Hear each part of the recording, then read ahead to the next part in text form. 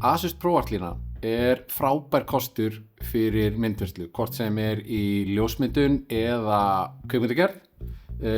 Skjárinn byggður á QD OLED tækni sem býður upp á óhemju djúpa svarta. Svartur í alvörunni svartur hérna og mjög hátt kontrast ratio, svona ef við leyfum okkur að sletta. Eitthvað sem að engin LCD skjár getur jafnað. Hann hefur upp á að bjóða líka mjög mettaða liti sem að gera mikið fyrir augað, en þeir gera meira en það, þeir eru líka réttir.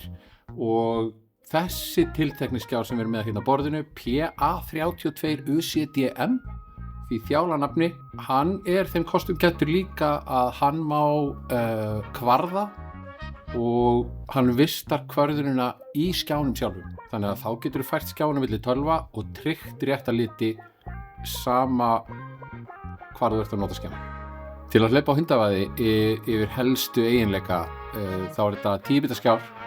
Hann alltaf 1000 nit sem að nýtist fyrir þá sem vilja að prófa sig áfram með HDR-tækni. Hann Thunderbolt 4, þannig að hann fullkominn fyrir þá sem að eru í heimi Apple.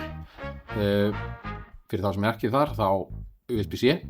Ef myndgæð og litir skipta því máli, hvort sem þú ert í ljósmyndun eða kvikmyndagerð, þá ætti Asus ProArt að vera á radarnum. Það ekki?